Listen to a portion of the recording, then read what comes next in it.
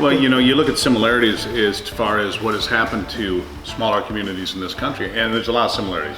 It may be a box store went up somewhere outside of town and took all those businesses, the mom and pop businesses were extracted out, you know, by Walmart or whatever it may be. It might be that a railroad closed. It might be that a big industry shut down. There are different factors that pull out the lifeblood, if you will, of these small communities. Now, this town has an advantage insofar as you have a college here, and that college can be a cornerstone of rebuilding, and obviously it's an important consideration for what you're doing going forward. So you look at similarities, and you look at downtowns, because I've driven all over this country, from Montana to Michigan and all points in between, and you see small towns like this, and you see a few that are thriving, but you see a lot more that have open storefronts, look like a ghost town, tumbleweed should be blowing through. So you see those, and there are some common issues. It's the industry left. It's the railroad or the highway went a different direction. It's, you know, something changed significantly, and those people decided they had to go somewhere else to make a living, to make a go of it.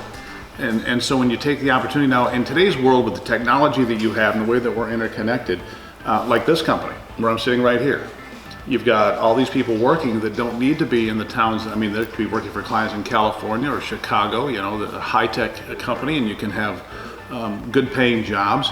And in a place like this, the cost of living is lower because you can get into the game cheaper, right? So you have a chance to create something for yourself, which is kind of interesting, and I think would be attractive to younger people that want to, you know, you just take this room, the brick building, and reclaim this sort of thing. One room, one building, one block at a time.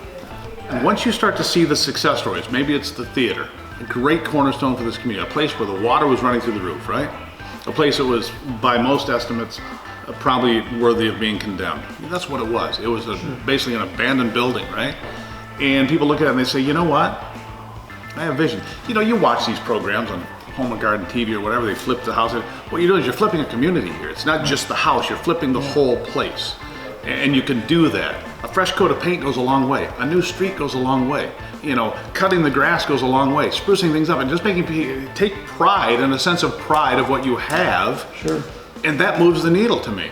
And yeah, I do feel that when I'm here. I do feel that people are saying, you know what?